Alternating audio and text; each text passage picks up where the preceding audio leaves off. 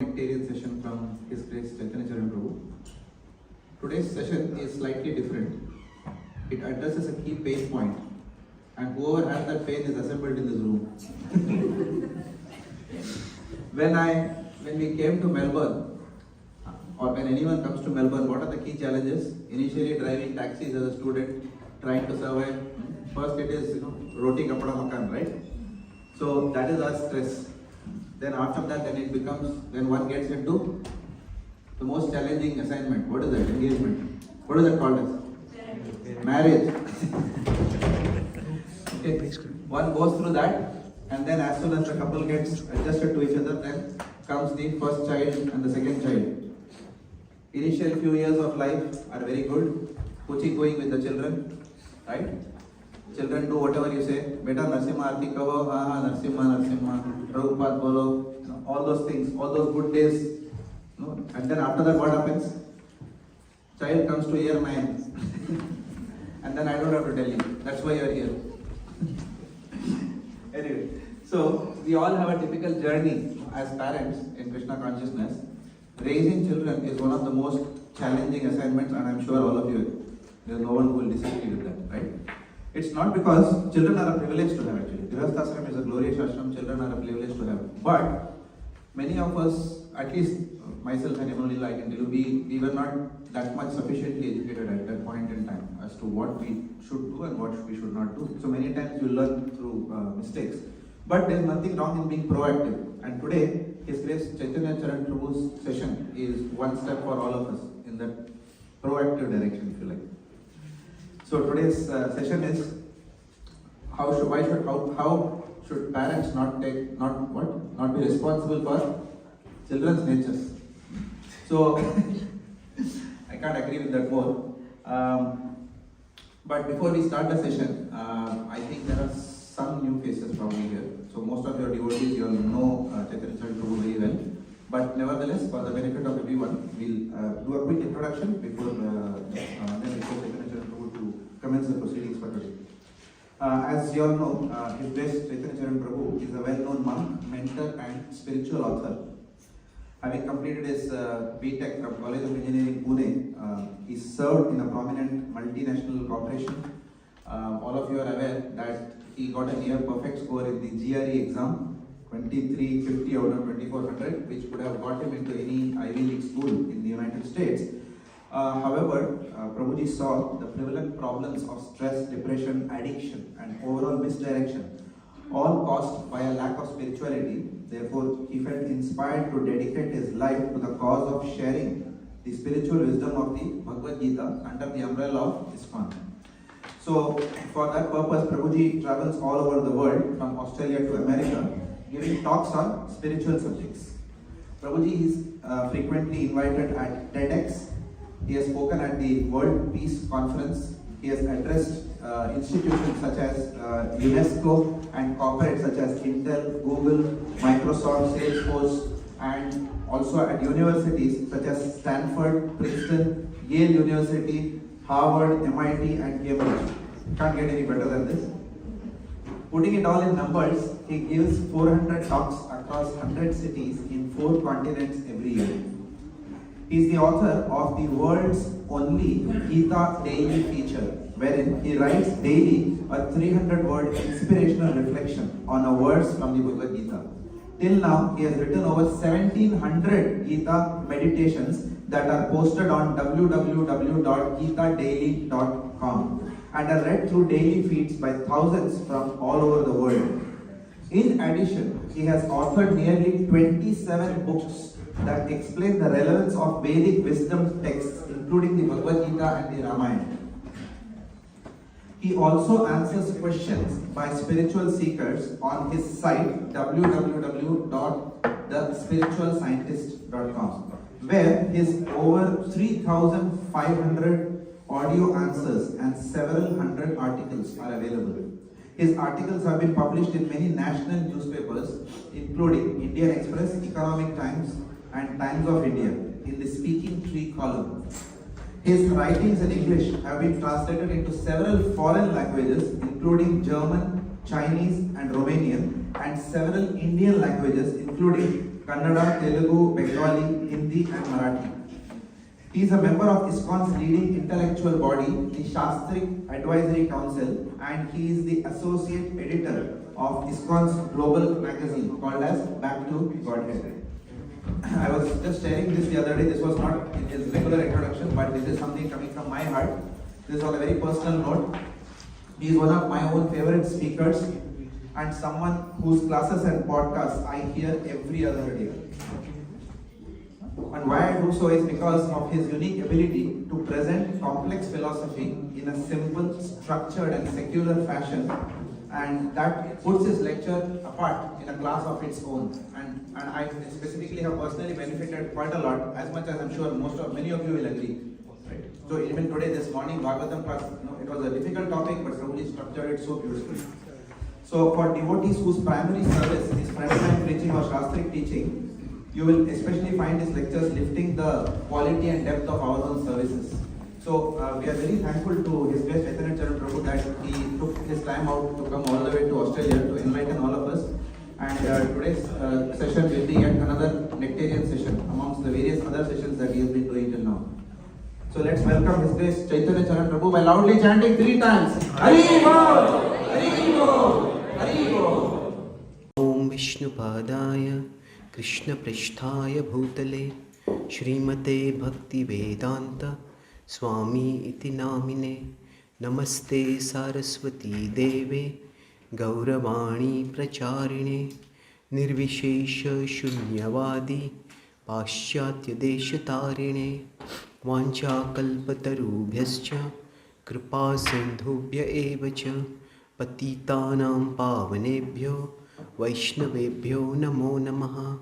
Jai Shri Krishna Chaitanya Prabhu Nityananda Shri Advaita Gadadhara Shri Vasadi Gaura Bhakta Vrinda.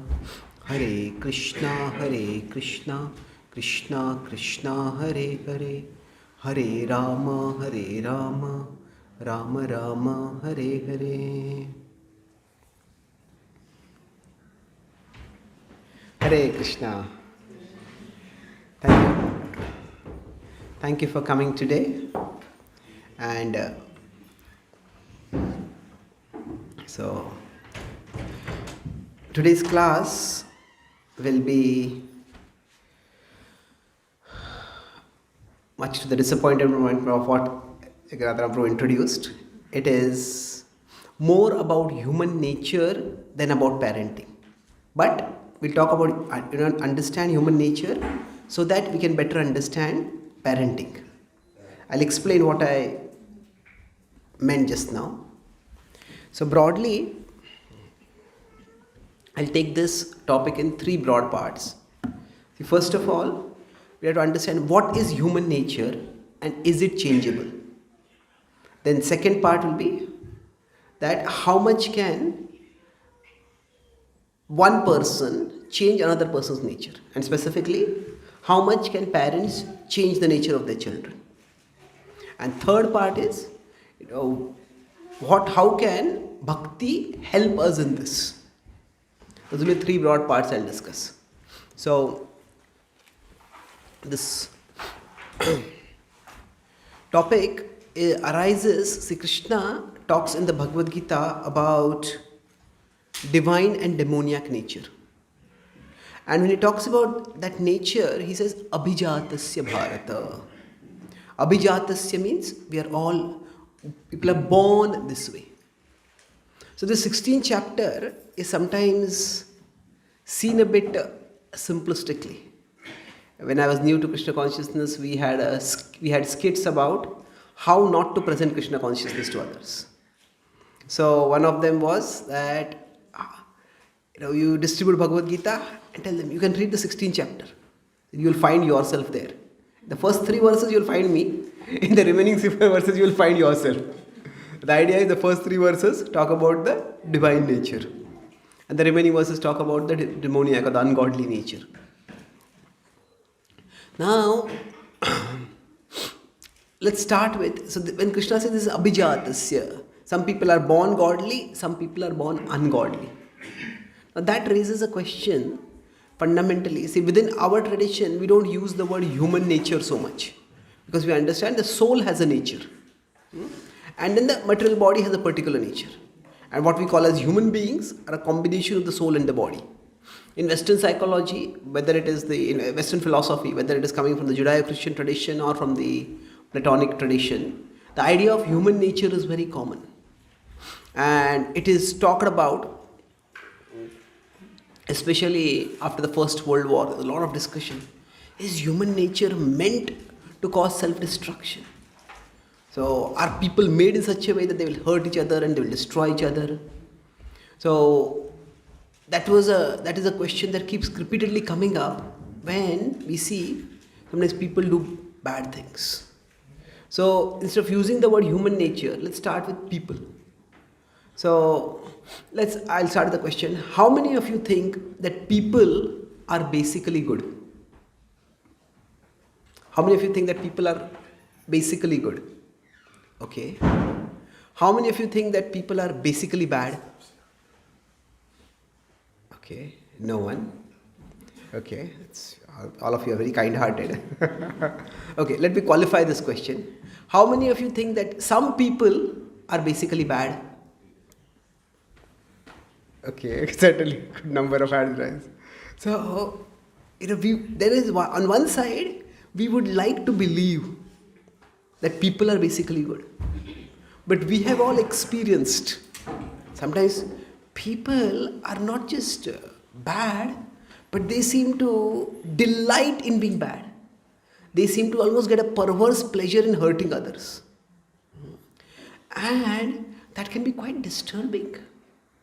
So some people seem to have something essential missing. They seem to lack a conscience. They seem to lack. Most of us, if we do something bad, generally we at least feel bad. I shouldn't do this. If say we're walking hastily towards some place, there's a crowded area in between, we step on someone's foot. We step on their foot. If we realize, oh, I'm sorry, we'll say. But if somebody sees that they have stepped on someone's foot and they deliberately raise their shoe and stamp even harder on that person's foot, say, what kind of person are you? How can you be so mean? It's worse than being mean. It's demoniac. So it does seem this way that some people seem to lack something essential. So broadly speaking, there are two schools of thought about human nature. Now again, this is very broadly speaking because each of these has subtleties. The Judeo-Christian theology, which starts with the idea of an original fall. They say that people are basically bad. People are basically sinful. Because sin is like a genetic defect that has come down since the original human couple, Adam and Eve. And everybody has that defect. And that's why everybody is basically sinful. And we need discipline. We need law to make people good. If you consider a pendulum, this is one side of the pendulum. The other side of the pendulum is that people are basically good. This is broadly the leftist ideology, leftist communist ideology, that says that people are basically good, society makes them bad. That means if somebody's become a terrible terrorist. So what made that person a terrorist? Oh, you go into the childhood and see maybe that person was persecuted. Maybe they saw their family members being persecuted. This happened to that person, that happened to that person. Their idea is people are basically good, society makes them bad. There is good and bad within all people. That is something which is universally understood. There is some good in people, there is some bad in people. But when Krishna talks about ungodly nature, what he's saying is that there are people, this is godly nature, this is ungodly nature. So where it is predominantly what is there within them is bad. And then godly nature is conversely predominantly what is there is good. So this is what Krishna is talking about as two characteristics, two broad characteristics of people, godly and ungodly. And what I was talking about it, people are innately good and society makes them bad. Or the other is, people are innately bad and society has to make them good. So if you see the second idea, that people are innately good, that has become more and more influential in today's world. That's why you see in Bollywood also, if there are movies about terrorists, they'll say, oh, why did this person become a terrorist? Because this happened, that happened, that happened. And then it's almost like the villain, somebody who's doing a villain's activity, that person is portrayed as if that person is like almost a hero. Now, what else could they have done? So now both these ideas, people are innately bad and society makes them good. Now the problem with this idea is that if people are innately bad, then why are not all people equally innately bad? Isn't it? If it's a genetic defect, why is it that it's different to different degrees in different people? And we see that sometimes when society tries to discipline people through culture, through law, in spite of that, some people still become bad. And the idea that on the other side, the leftist idea that people are basically good and society makes them bad. Now, there is some truth to it. There are social conditions which can be exploitative, discriminatory. But some of the greatest stories of human triumph or most inspiring human stories are of people rising over adverse circumstances. Some life gave somebody a raw deal and still that person did not become bitter. That person did not become evil. That person rose above it and became a good, responsible, successful human being. So two people may be born in similar circumstances. Maybe they are born in poverty, they are born in an uneducated family with a lot of deprivation. But one person goes on to become a successful contributor to society. Another person becomes like an insurgent who just destroys people. So the second idea, so both of these ideas that people are innately good and people are innately bad, both of them, they presume there is something right about them, but there is a presumption that is wrong. And to understand that wrong presumption, you need to understand what the Bhagavad Gita says. The Bhagavad Gita says that there are two levels of innateness. That when you talk about innate means what is inside us. So innateness is not one, it's two. Because inside us is both our mind and the soul. So at the level of soul, every person is a part of God. Even a terrorist who may have killed thousands of people. Even Hitler was responsible for the death of 6 million Jews and many others.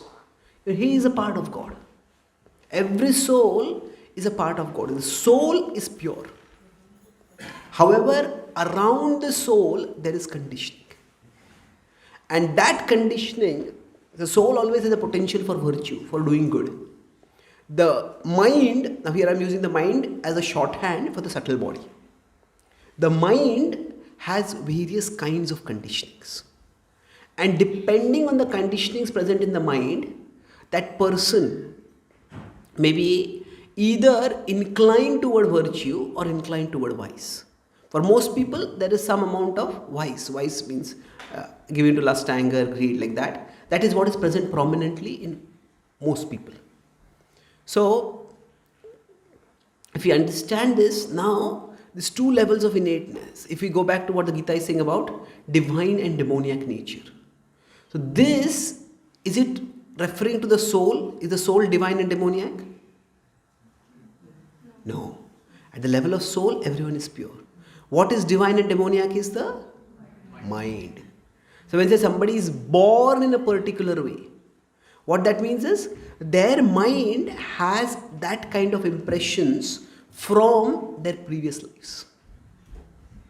Based on the kind of karma that they have done in the previous lives, their minds have that kind of impressions. So some people have demoniac impressions, have ungodly impressions. Now that does not necessarily mean that that person has to live a demoniac life. But that is the starting point they have. So if you understand these two levels of innateness, then what does ungodly nature mean? It does not mean that the person is prominently dark. It is their mind that is prominently dark. The person's godly nature means that person's mind is prominently filled with positive, healthy impressions. And then when we talk about the journey of purification, that involves moving forward. So, here when I am using the word conditioned soul, the conditioned soul is not a demoniac soul, not an ungodly soul, not the conditioned soul, a godly soul. It's only somewhere in between. A significant amount of dark background, dark impressions are there. But from that conditioned soul, as the person starts practicing purificatory processes, starts practicing bhakti, the person becomes purified. That means the inner darkness starts decreasing. And then as we become purified, nashta prayeshu abhadreshu. Prayeshu means almost completely. As long as in the material world, some impurities may still remain. But person becomes a pure soul, the dark impressions become almost insignificant. Almost non-existent, very insignificant they become. So basically the human nature is changeable. But how is it changeable? It is changeable by changing the inner impressions. Everybody has a particular starting point. So let's try to look at from another perspective. We can say that there is the divine nature, that means the soul is there, around that the mind is there. So the mind is basically like a conductor for a person born with a godly nature. That means the soul's potential for goodness manifests to a large degree through that person. On the other hand, for an ungodly person, for a demoniac person, the mind is almost like an insulator.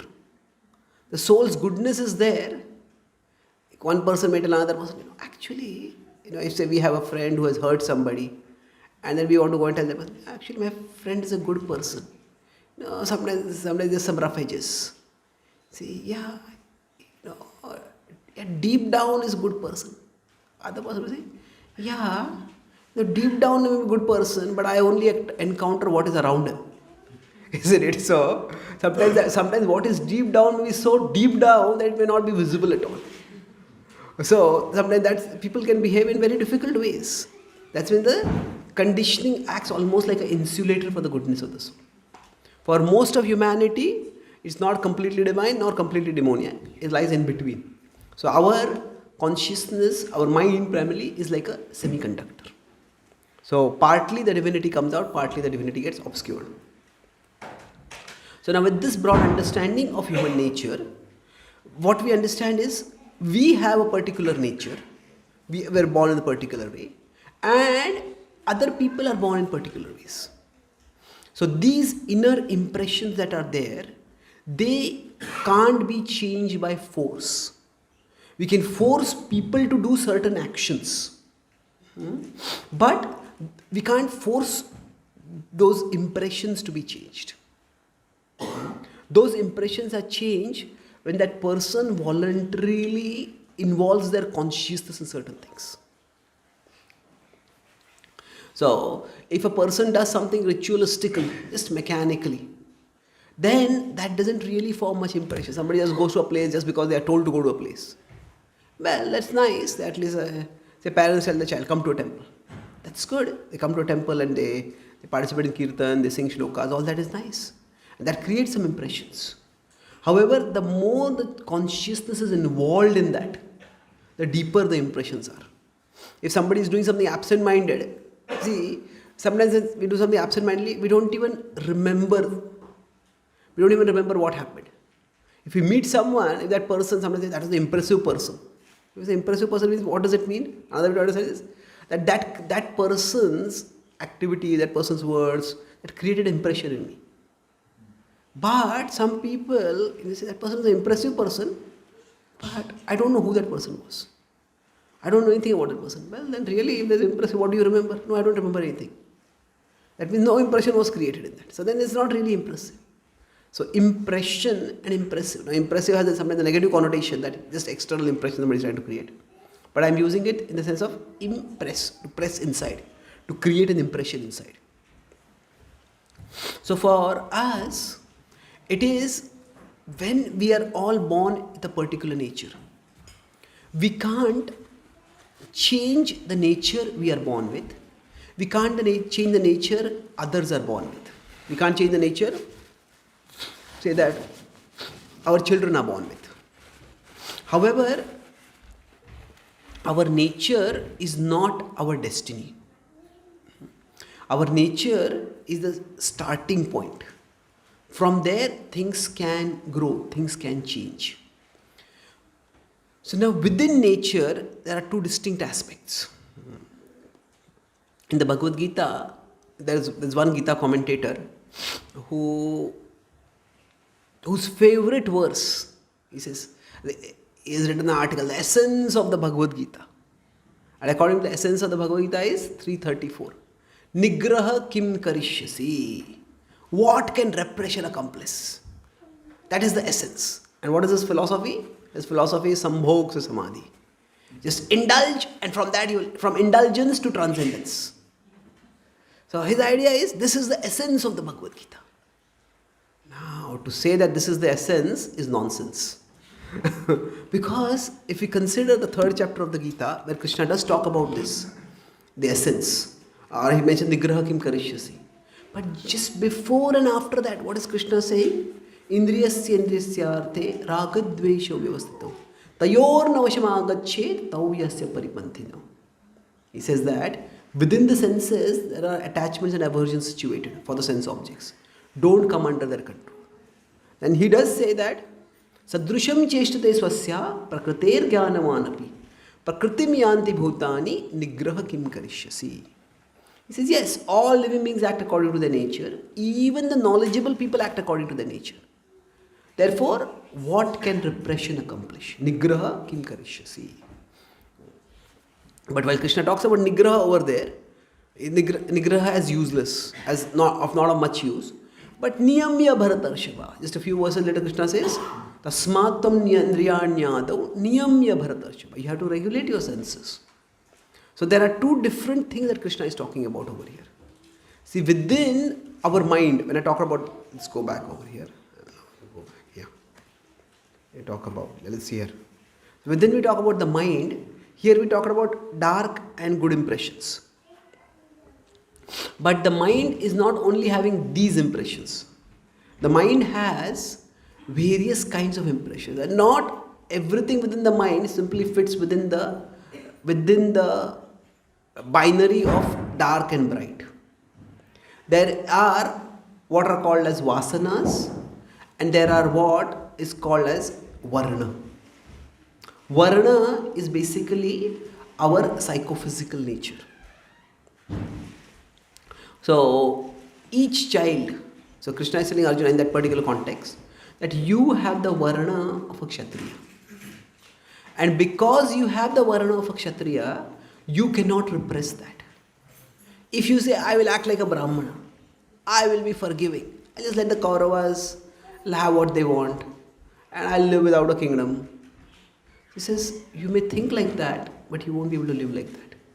Because you have the varna of a brahmana, of a kshatriya, not a brahmana.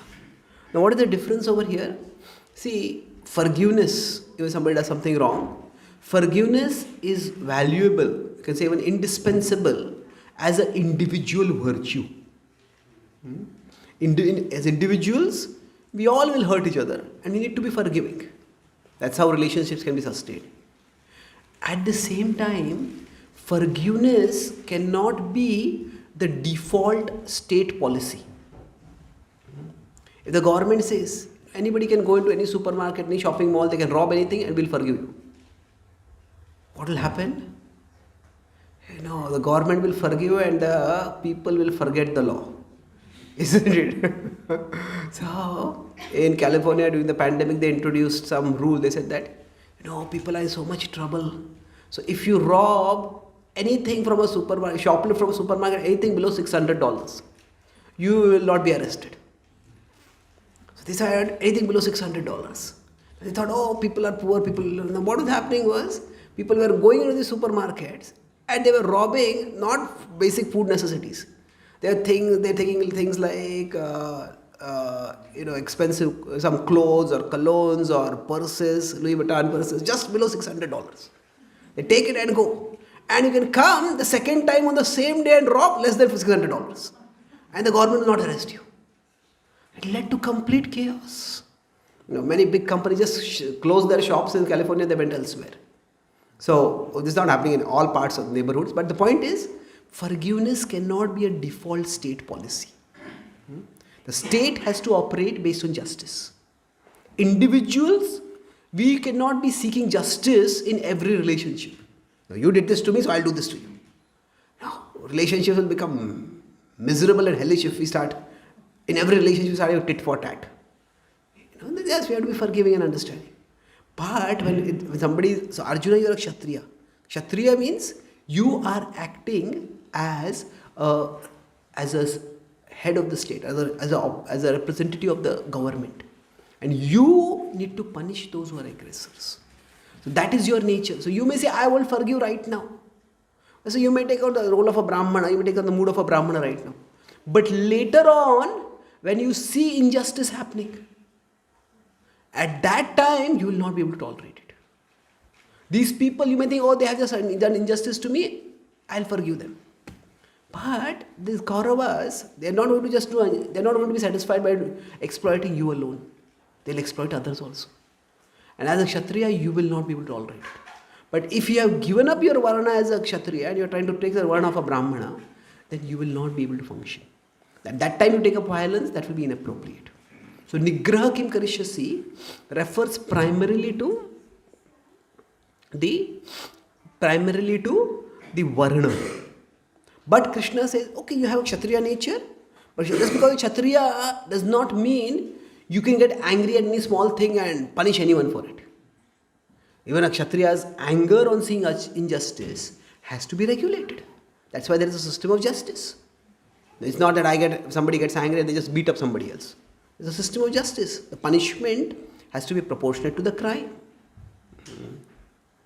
You see, in the Govardhan Leela, what Indra did was like, we go to somebody's house, or not, let's remove it from here. There's some guest comes from somebody's house, and they're invited to their house, and while they're offered prasad, the mosquito bites them. And they get so angry that they order a bomb to be dropped on their house. Why? You didn't have proper cleanliness in your house, that's why mosquito bite me. From Indra's perspective, he is the king of heavens. One puja not being done to him, it makes no difference.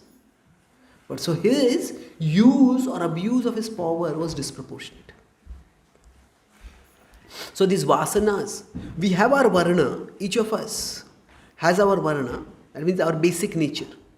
But the vasanas can make us misuse our varna. Somebody can be a scholar, but some people can use scholarship to enlighten others, and some people can use scholarship to confuse others. Some people think, I am so clever that after my class, everybody realizes how foolish they are. And they think that is the success of my class. Well, if somebody starts thinking like that, then they are not really using their intelligence to do good to others. So the idea is, each of us needs to recognize that there is the varna and the vasana. So the vasana can lead us to misuse the varna. Now, how is all this related with parenting? So with respect to parenting also, see, we all have certain metaphors by which we function. That means, what am I doing in my life? So whichever action we are doing, there are some conceptions we have of what we are doing. And with those conceptions we act. So one common conception of parenting is that children are like clay. And parents are meant to shape the clay. Have any of you heard this metaphor before? Yes, it's a common metaphor. And it's a wrong metaphor. Why? I'll explain. There is some aspect of it which is right. But when we say that children are like clay and parents are meant to shape the clay, what it implies is that the children, their mind is completely shapeless. And it is for the parents to shape the mind of their children. But if we consider the mind comes with impressions from the past, then the children are not like clay. Clay is completely shapeless. So, a more appropriate metaphor for parenting is gardening. The children are like seeds. And parents need to understand what seed is here. Okay, this is a mango seed, this is apple seed. This is orange seed. Now the seed needs protection, the seed needs nurturing, the seed needs a lot of help for growing.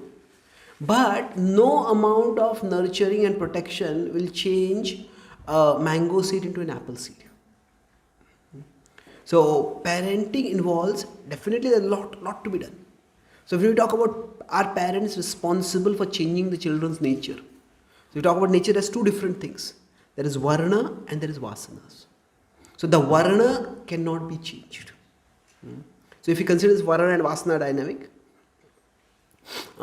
I hope the terms are clear. Varna is basic psychophysical nature, and vasanas we can say are impurities or passions.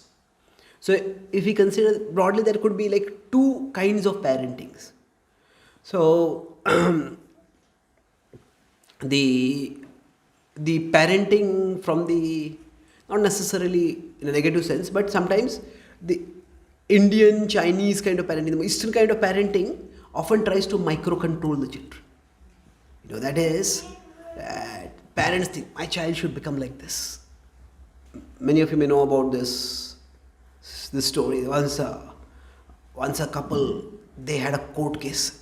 The mother and father had a court case. They brought it before the judge and they said, what is the problem? He says, the mother wants the child to become a doctor. And the father wants the child to become an engineer. Judge said, why do you have to come to me? Just go and ask the child. Said, we can't do that. He said, why not? The child is not yet born.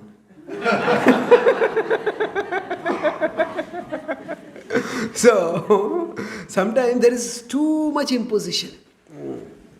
There is a book written about Chinese parenting, it's called like Tiger Mom. So, the idea is that this is overbearing kind of parenting. Now, on the other hand, the Western kind of parenting is, children, you are your own individuals. You do what you want. So, I was staying with one devotee couple in America. They had their teenage daughter. She's just in the 12th. So, I asked them, what is your daughter planning to do after 12th? The father looked at his mother and they said, I don't think we ever asked her this till now. I don't think we ever asked her. If you consider maybe about Indian parents, maybe from the 4th, 5th, 6th standard only, that's the topic they start discussing. But okay, what do you want to do? You do it. So now this may seem liberal, but the point is that while the varna cannot be suppressed or changed, but the vasanas need to be regulated. The impressions associated with the passions, they need to be regulated. And we could put it this way, that the varna needs bonds and the vasana needs boundaries. The vasana needs boundaries. All of us have anger, all of us have jealousy, all of us have lust, all of us have greed. That is just there from our previous lives. But there needs to be boundary for this. And one of the key functions of parenting is defining boundaries for children. If those boundaries are not defined, then those vasanas will take control of the children. And say, if a child is playing sports, and say something, they lose a game. Maybe the child is playing and they lose a game. And when the child loses the game, a small child, maybe 3-4-year-old child, some small game they're playing. They lose a game and they throw a temper tantrum. Start crying, they start screaming and, I won. Now the parents may say, okay, you're throwing a tantrum. Okay, you won. You didn't lose, you won.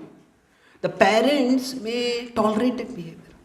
But if their child goes out and starts playing with other kids are not going to tolerate that behavior.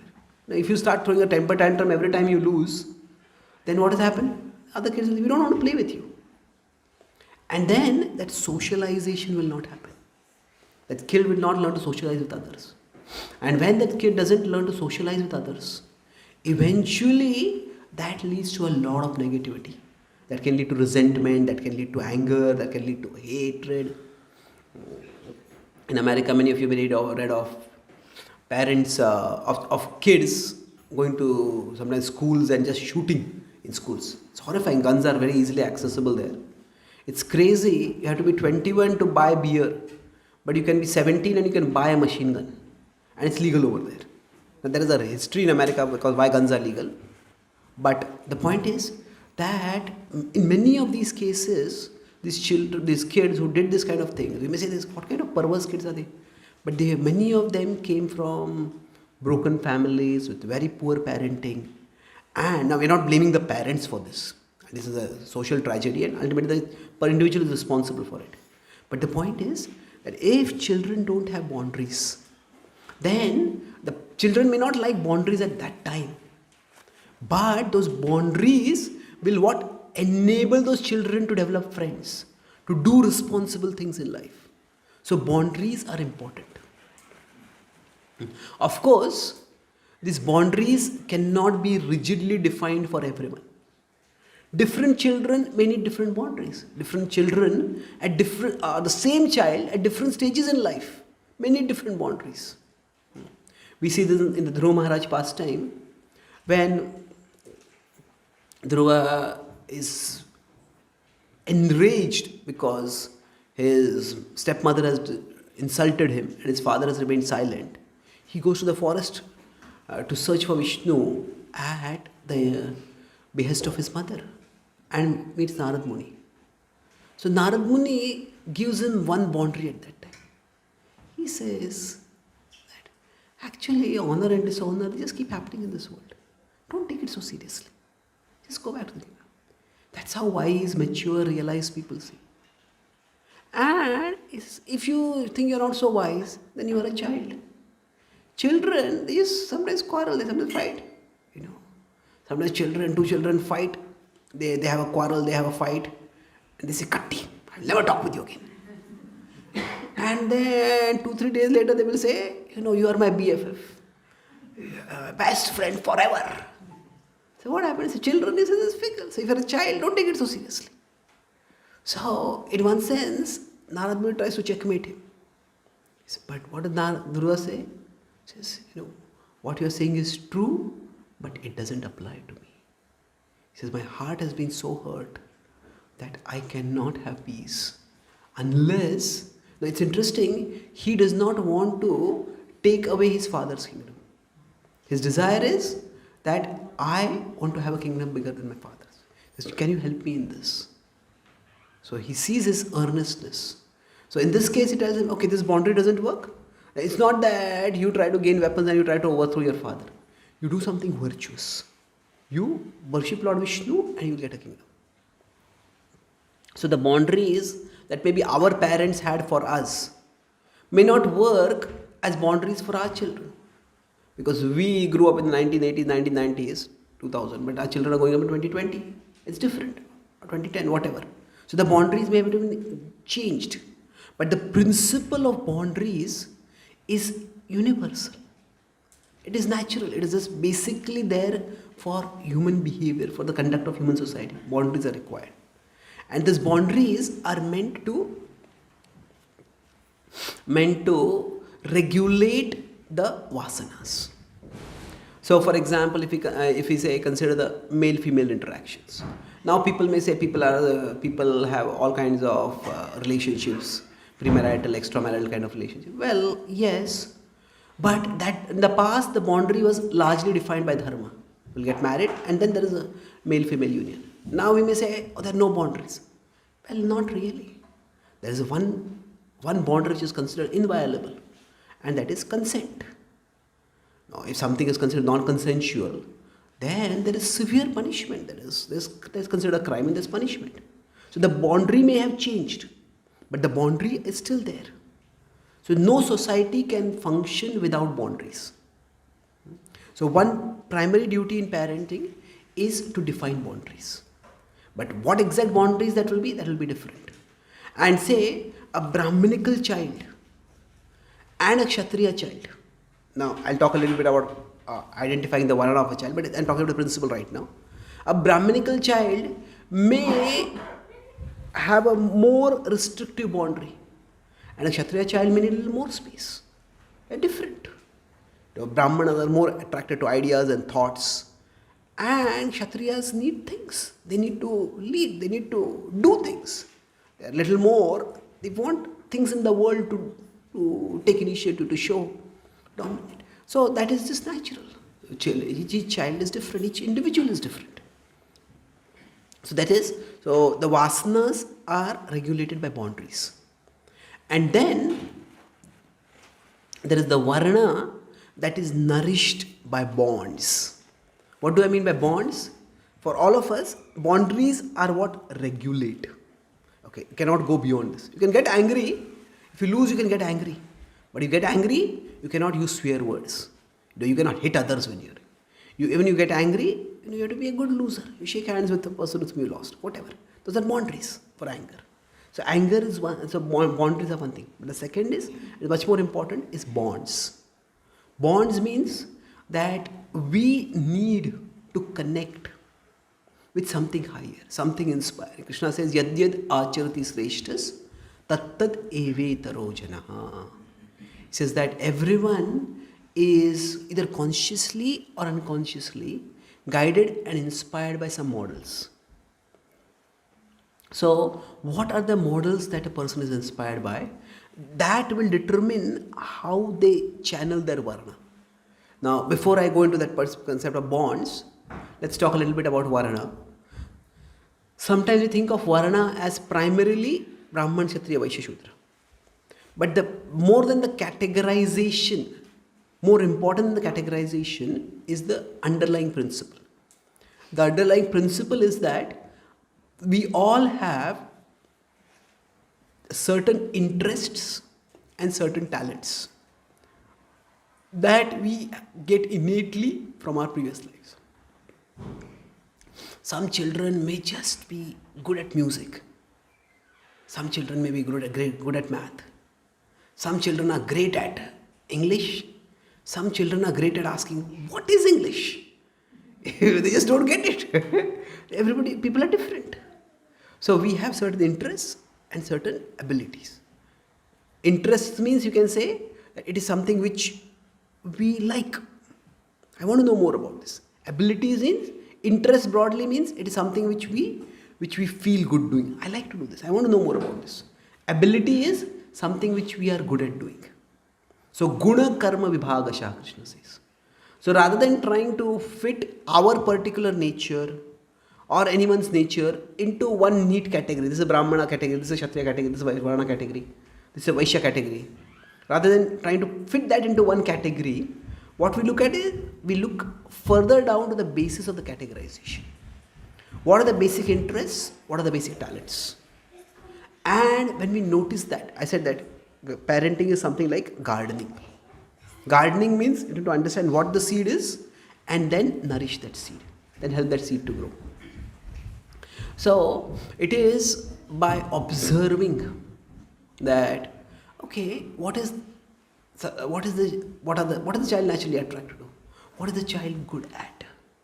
Now, to some extent, we have a standardized educational system where all children have to go through certain things. But even within that, we notice that they are good at certain things, they're better at certain things, they're not so good at certain things. So we observe that, and this is where the parenting has to be. If the parents are in sattva guna, that helps. So if you consider three modes of material nature: goodness, passion, and ignorance, sattva, rajas, and tamas. In rajas, we overestimate our capacity. In tamas, we underestimate our capacity. In rajas, if we are parenting, we think, I can make my child in the exact mold that I want to make that child. And in tamas, we think, my child never listens to me. What can I do? I can't do anything about it.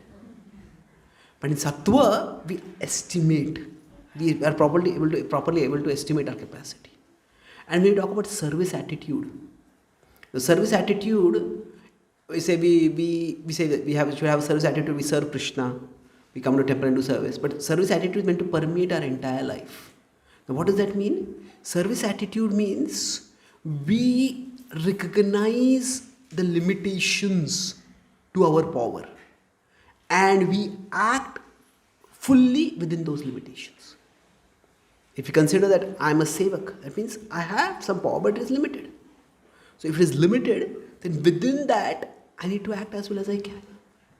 So sometimes we deny the limitations. Why should there be limitations? If I tell something to my child, he must listen. How dare they not listen to me? Well, yes and no. They're individuals. So especially say when a child is small, as Chanakya Pandit said that, no, when the child is small, we offer them affection. As they start growing older, now the exact ages are not so important as the principle. When the child is very small, the child may just cry at night. The parents wake up and comfort the child. But if say we have a teenage child and that child starts playing loud music in the middle of the night, no, we won't go and comfort the child. What are you doing? You restrain yourself. So there are different times, there are different ways in which things are done. But the principle is that when we understand there is varna and there is vasana. So for the vasana there are boundaries. For the varna, there need to be, that varna needs to be nourished. That varna needs to be nourished. And for that, there is the proper communication. Okay, what are the interests of a child? What is it they like? Now we may say, this is where the sattva guni, we understand that, okay, a small child, I have much more control. A teenage child, I don't have that much control. The children grow older, they will have their own individuality. They want to act in their own ways. That doesn't mean we have no control. Sometimes we just go from rajas to tamas. We become very restrictive or we become very permissive. But Sattvaguni means we understand, okay, right now, this is my capacity and we learn to act within that capacity. And this is where, I'll talk about the last part now, about how bhakti can actually help us. I'll first talk from the opposite perspective. How, if we don't understand bhakti properly, it can actually mess up our parenting. Sometimes if we think of bhakti means primarily this is a set of do's and set of don'ts, then we start imposing those do's and don'ts on our children. Don't eat this, don't do this, don't do this, don't do this. And you must do this, you must do this. So if that is the conception of bhakti we have, and there is a conception of bhakti we pass on, then what happens is in every relationship, there is something we do for the other person, and there's something the other person does for us. There is our contribution and there is our expectation on the other person. So if we think of bhakti primarily a set of rules, then bhakti seems to simply become an additional expectation that burdens children from the parents' side. Oh, you want me to do this, and this. So that becomes quite too much of a burden. Now certainly bhakti involves rules, but bhakti is not essentially rules. Bhakti is essentially a relationship with Krishna. It's primarily as a relationship with Krishna. Bhakti involves helping each individual to develop their relationship with Krishna. And that involves, Prabhupada would say that, everybody has that spark. We need to fan that spark. So for parents, in transmitting bhakti to the children, the most important thing is that we give positive memories of bhakti to the children. That, how bhakti is pleasant, how bhakti is joyful. Oh, I went to temple, I danced to Kirtan, I went to temple and I participated in dramas and I dressed up like this and it was such fun going on the stage. Give happy memories of bhakti. If bhakti is just, I had to do this and I had to do that, and that is they have unhappy memories, when they eventually grow up and they have to make their own choices, they say, I don't want to practice this bhakti business. So the most important thing with respect to bhakti is, rather than thinking of imposing rules and regulations, it is giving happy memories. Now having done that, now that is, if we having clarified that part of bhakti means, now how can bhakti help us in our parenting? Rather than imposing an additional expectation on our children, what we understand is that our service attitude, it applies not just in our relationship with our senior devotees, with our spiritual master, with Krishna. it applies even in our relationship with children.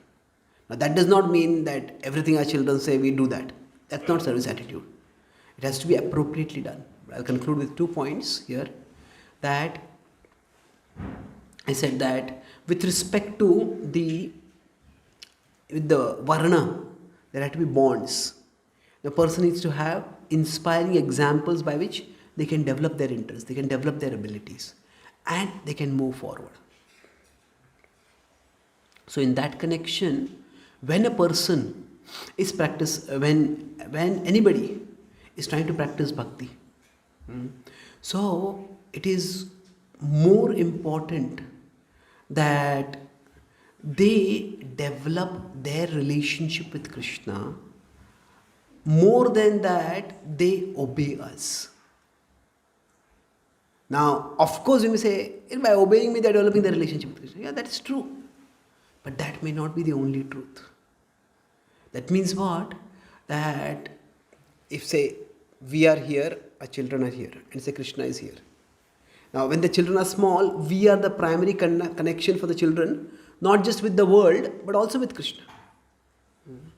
Yes. Then we filter, if the children, they should meet strangers, they shouldn't talk with strangers, they shouldn't take sweets from shouldn't take some chocolates from strangers. We monitor for the children. So that's important. So the parents, say for example, it is Matra Deva Bhava, Pitra Deva Bhava. It doesn't literally mean that the mother and father are God, but what means is the mother and father are the first and primary representations of God in the world. For a child, God is the ultimate caretaker, the mother and the father are the caretakers. However, as the child grows up, a child grows up to have many relationships. So similarly, the child may develop their relationship with Krishna not through the parents, but often through channels other than their parents. In teenage years, there is a natural tendency to rebel. And that is not because the children don't like their parents. It's not necessarily. It's just that teenage phase itself is very turbulent. I think last time I mentioned this. There's the American author Mark Twain. He said that when I was 17, my father was a fool. Now I'm 25 and I'm amazed how much the old guy has learned in the last 8 years.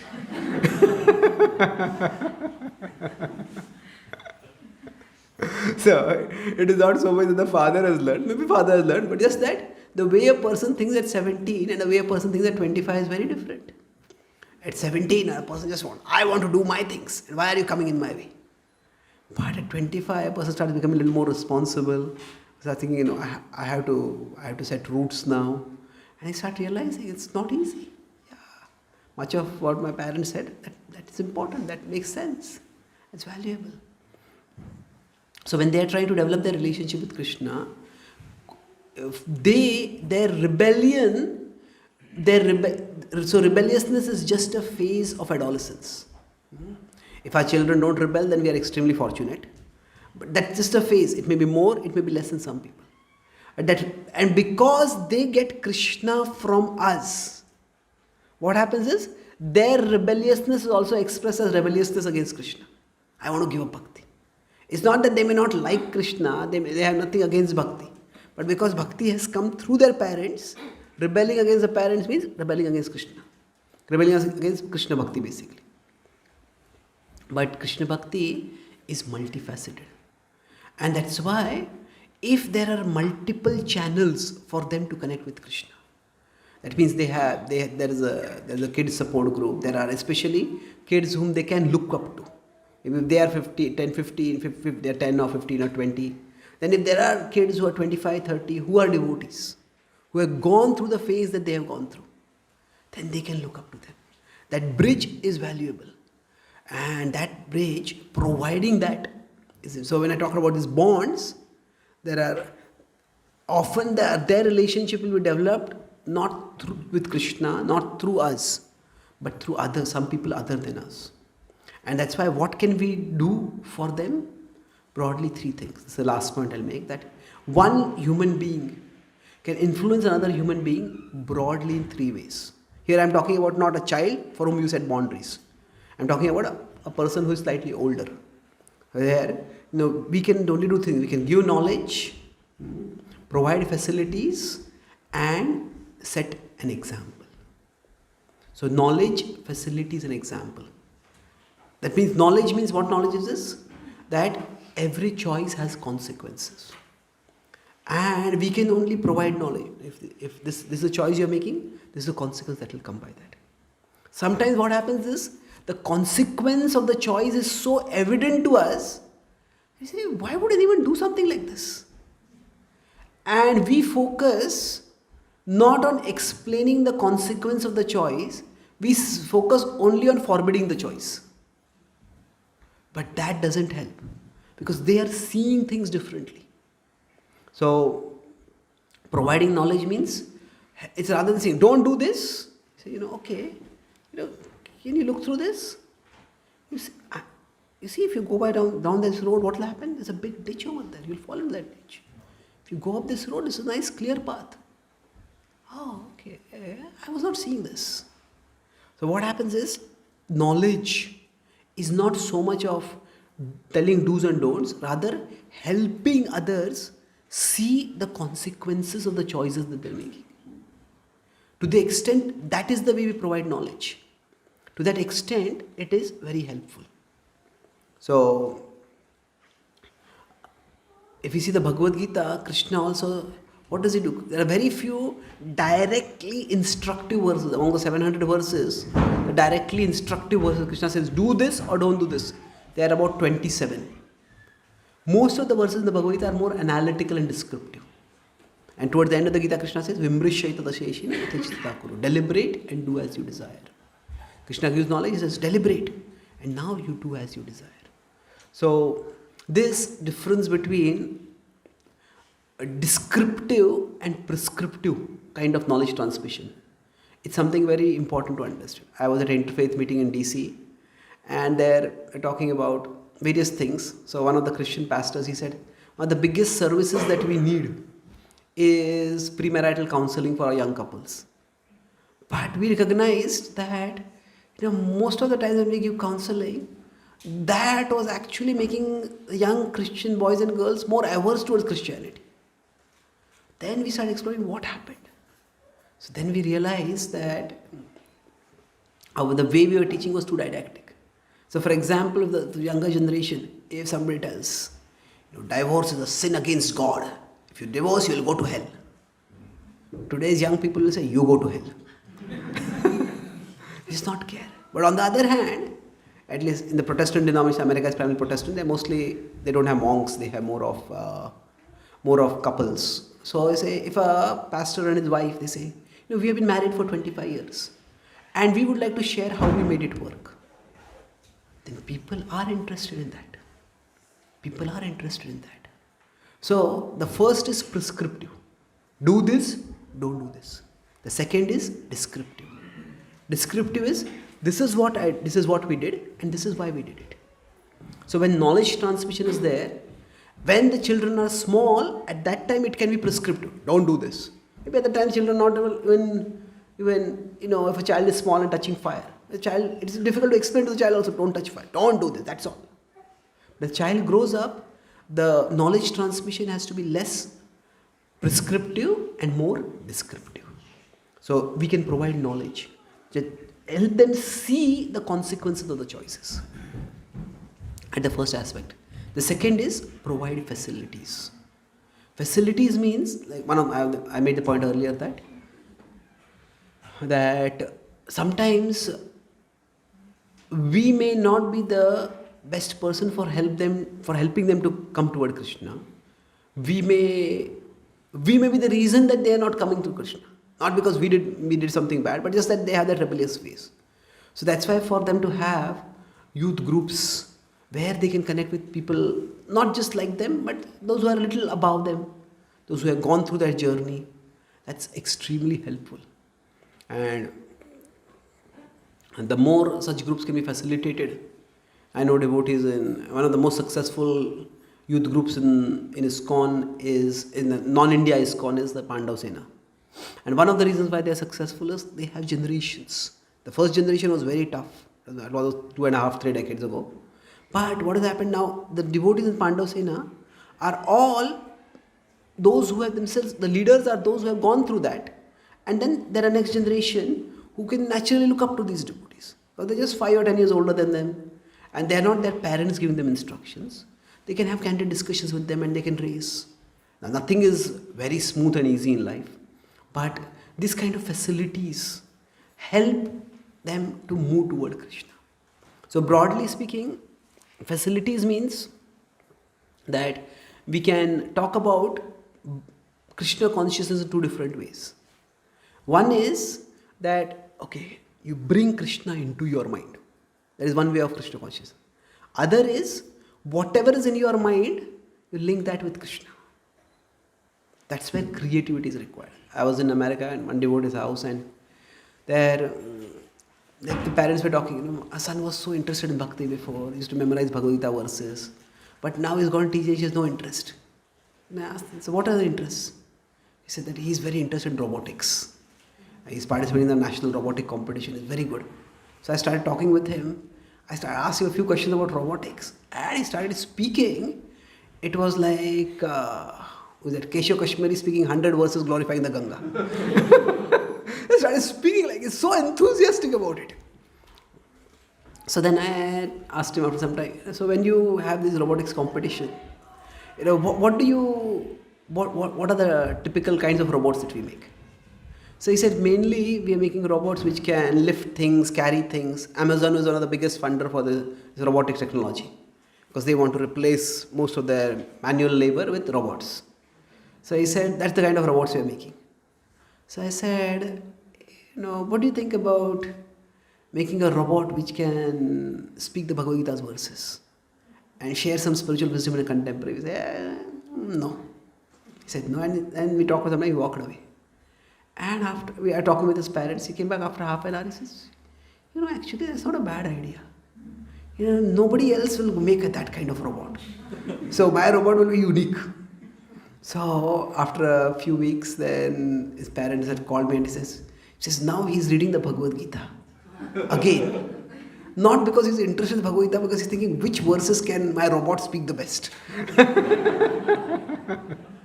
So sometimes when you say providing facilities, doesn't mean just you new facility to bring Krishna into their mind. Rather, a facility by which what is in their mind can be brought to Krishna, can be connected with Krishna. So it's not that what is in their mind is all necessarily Maya. Krishna and Maya are not like rigid black and white. There is much that is, we could say there is devotional, that is transcendent. There is pro-devotional, there is non-devotional, there is anti-devotional. Sattva-guna is pro-devotional. Rajoguna is more or less non-devotional. Tamoguna is anti-devotional. So there is much that can be connected with Krishna in different ways. Nowadays, small children are, not small children, teenage kids are very environmental conscious. So many kids are activists. That's why one devotee I think it was in LA, he was doing a college program. And he was inviting these kids, please come to the temple sometime, we have a Sunday feast program. Practically no one would come. And then once he told them that, we have Sunday feast program where 300 people come. And would you like to come and do a community service of serving food, free food to 300 people? 30 kids came for that program. They were not interested in lecture, but they came for serving the food. And then when they came for that, they said, okay. He says, so after they liked the environment, he says, we want to make our temple green. So would you like to take this up as a project? He says, yeah, sure. So after that, every week those kids could come to the temple, and if anybody would throw a pattal into a non-green place, they would say, hey, don't do this, do this. So they started gaining a sense of ownership for the temple. This is our temple, we want to make it green. And then they would get their friends to come. We are a part of this temple and we help them make this temple green. So we need to find out what is in their mind and see how that can be connected with Krishna. That's providing facilities.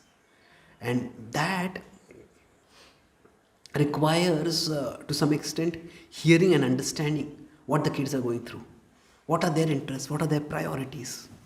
And there's a lot that could be done in this direction. And the last part I said is like setting an example. Setting an example means not just that the parents do their japa nicely and the parents go to the temple regularly. That's one kind of example. But the children should feel that my parents' bhakti has made them better parents than what otherwise would. What does that mean? My parents are more understanding. My parents try to understand me. My parents they actually care for me. Now, how exactly that will happen, that will vary from person to person. But setting an example means that sometimes we may feel that my children don't talk with me only. And how was your day? It's good. Just get it. But when they sometimes start talking, we listen. Okay, this is what happened. And don't listen immediately to pass judgment. Just try to understand them. And then when they start feeling that, slowly they will open up. So setting an example is not so much about how we practice bhakti, but about how we parent. In a way that they feel valued, loved, cared. Now, of course, there are, as I said, boundaries are still there. And boundaries may sometimes make them feel that, my parents are too restrictive, they don't care for me. But they're two different things. Just because we care for someone doesn't mean that we give them absolute freedom. Sometimes care is itself seen in defining boundaries. And there are times when kids do realize that also. So broadly, by all these three things, by knowledge, facilities, and an example that inspires. But when I say example that inspires means kids feel like, this is what I would like to become also. Then that creates the bounds. Bounds means, the bonds, not the bounds, bonds. Right? Whatever is their nature, whatever are their interests, whatever are their talents, they start getting developed. And Krishna Bhakti becomes a resource that catalyzes their development. Because when somebody is practicing Krishna Bhakti, two things happen. One is that many of the distractions that lead to either wasting of time or even sabotaging of oneself, the kids are protected from those distractions. And secondly, just by the practice of Krishna Bhakti, there is a greater clarity, there is greater self-understanding. And a person can focus more and grow. We have many when we do presentations in the IITs and IITs, some of the boys who became devotees and now they present to younger devotees. So many of them say that actually after we started practicing bhakti, our academic performance improved. Although we may say we spend time in chanting or we spend time in going to temple, but the academic performance improves because there is so much other time wastage that is avoided. And in their case, it is not that those rules were imposed on them. Don't do this, don't do this, don't do this. They themselves chose it. So they are happy about it. But in this case, for the children, they learn it themselves. So as they start valuing bhakti in their terms. No, we value bhakti and we want them to value bhakti. But the terms in which we value bhakti may not be terms in which they value bhakti. But once they start valuing bhakti in their terms, that is when they will take up bhakti on their own. And for them to value bhakti in their terms, they need to be able to see that bhakti is an aid in my life. Bhakti is aiding me in my life and my growth. It's not impeding me in my life and growth. And once they start seeing that, then not only can they practice bhakti, they can share bhakti. Today's youth, I would say, they have so much activist tendency. They want to do something. I want to do something meaningful. I want to do something valuable. And if that activist tendency can be channeled in bhakti, what they can do is extraordinary. And that is what Srila Prabhupada said. These are Vaikuntha children. They can change not just our movement, they can change the world. And we all can play our small parts in bringing about that change. So I'll summarize. What I discussed today was broadly 3 parts. What is human nature? So it's neither completely good nor completely bad. People are not good and society makes them bad, or people are bad and society makes them good. Rather, there are 2 levels of innateness. At the level of the soul, everybody is good. At the level of the mind, there are different kinds of samskaras. And then we talk about within the mind, there is the varna and there is the vasana. So the varna needs to be channeled, regulated. channeled and developed, the vasana needs to be restricted. So for the vasana there are boundaries. So parenting involves providing boundaries for the vasanas, and it involves channeling and developing the rather than looking at specifically a varana as a one among four categories, we see it as a observing the innate interests and talents of the children. So parenting is not so much like shaping a pot from clay. It is more like gardening, and then we set boundaries. The boundaries need to be negotiated on time, place, circumstance, but the principle of boundaries is universal. And then especially with respect to giving bonds for developing the varana, we talked about giving knowledge, not in a prescriptive way, but in a descriptive way, helping them see the correlation between choices and consequences, and then providing facilities. That means that sometimes we don't connect them with Krishna, but we provide them others, association of others that connects them with Krishna. And rather than getting Krishna into their mind, we see what is in their mind and try to find out how that can be connected with Krishna. And then with respect to setting an example means that they in their terms start valuing Krishna Bhakti and the transformation that Krishna Bhakti has brought from their perspective in their parents' life and their own life. When they value Krishna Bhakti in their terms, and all their youthful energy they can use for not only transforming their own lives, but transforming the world around them through their practice of bhakti and their sharing of bhakti. Thank you very much. Hare Krishna.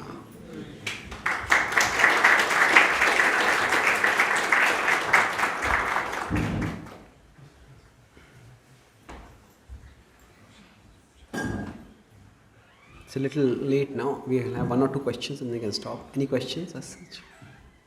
Yes, please, Prabhu.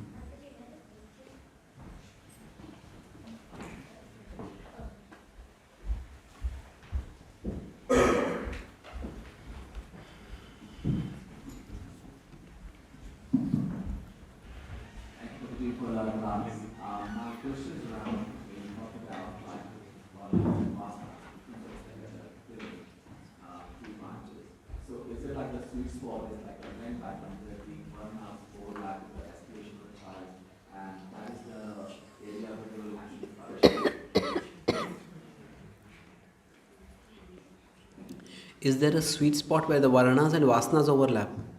The aspirations and the natural tendencies for a child, they are overlapping. So that is the comfort zone from the flourish.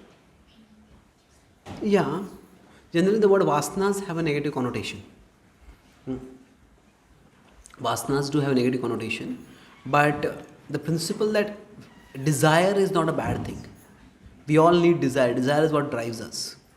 But the question is, what is the desire directed towards? Where is it driving us? So, the desire that is in harmony with our varana. See, there is varana and there is dharma. So, there is of course varana dharma, the dharma according to varnashram also. But the idea is that Duryodhana was a Kshatriya, Arjuna was a Kshatriya. But and both of them were expert in their particular skills. Bhima was expert in mace fighter, Arjuna was a great archer, Duryodhana was also a great mace fighter. But the problem was that they didn't have the boundaries. Duryodhana did not have the boundaries. That's why not in his pursuit of power, he was ready to do horrendous things. So, as far as the power of desire is concerned, that is not to be curbed. But the desire needs to be directed in a healthy way. And generally, one of the characteristics of understanding one's varna is that, whenever we do something, there is some inner satisfaction and there is some outer recognition. Suppose somebody sings, they feel very great, they feel wonderful while they're singing. And others praise that we are a good singer. So they have a singing talent and they're appreciated for that. Now if you really want to know what is the sweet spot, what is actually the foremost characteristic of our varna, then the characteristic is that if something is central to our varna nature, then even if there is no external recognition, we will do that activity simply because it gives us internal satisfaction. That doesn't mean that we don't want external recognition, but we don't crave for it, we don't depend on it. We don't give up that activity just because we don't get an external recognition. So that is one way to understand that what is a good pointer to our varna, that what would I do if I was, even if nobody in the world appreciate me for doing it, what would I long to do? So that is one. Am I answering your question? Thank you. Any other question? Yes, please. Thank you for the lovely session, Prabhuji. Prabhu, I had a question. We spoke about Varna and Vasana at the level of the mind. So in today's day and age, it's really hard to understand the actual intrinsic nature of the Varna of a child. Somewhere, because as parents we don't know our own, so the tendency to understand somebody else's becomes very hard. I had heard your mom's podcast with Urmila Mataji, and I remember she mentioned that something that you can't stop doing. She said like she would correct people and then soon she realized that she wanted to be a teacher. So do you have any thoughts about how we can identify properly a child's varna? Okay, so how do you identify a child's varna? I think it just begins with looking at interests. Like traditionally there was that ritual where a small baby child would be kept with a scripture and with some weapons and some Vaishya instruments, some plough and some artisan's tools. And what the child would crawl towards, we see as if that is the varna of the child. Now that's like a poetic way of expressing things. But the point is, just look at the interests. Note consciously what we notice automatically, or what a child notices automatically. That's one way to understand our nature. Say we come to a particular place. Okay, somebody is more of a Brahminical nature. They look, okay, they come to a new house. What are the books? What is the library? What are the books in this house? Somebody is more of a Vaishya nature. They may look, okay, what kind of, what is the cost of this? What is the cost of that? I'm just giving a broad contours. And again, I said that we don't have to necessarily categorize interest according to the four varnas. Just note consciously what we notice automatically. And the same thing can apply to our children also. So, it's an interest. Interest is, when we have interest in something, our thoughts naturally go in that direction. So we try to look at that. And that is a pointer. And if we try to focus too much on finding varna as one of the four categories, that will be quite complicated in today's world. Because even if we find varna, we can say afterwards, okay, do today's professions fit neatly into a varna? Somebody say, I like teaching. Okay, that's nice. Okay, I have Brahminical profession. And okay, but if you consider teaching is somewhat Brahminical, but his teaching is not entirely Brahminical. Especially if somebody goes in the faculty in a university, a lot of their time goes in maybe getting grants for their projects. That's not exactly a Brahminical activity. So I think too much trying to find like a precise box to fit a person into can be counterproductive. Rather, just look for interests. Look for interests, look for abilities. And then try to, what you talk about a sweet spot, where interest and ability intersect. That is the area where interest means I feel good doing this. Ability means I am good at doing this. And where the two intersect, that would be the sweet spot where a person can probably grow in their life in a way that will be fulfilling for them, that will be harmonious with their nature. Okay. So thank you very much. Srimad Bhagavad Gita ki jai, Srila Prabhupada ki jai, Gaur Bhakta Vrinda ki jai, Gaur Premanande.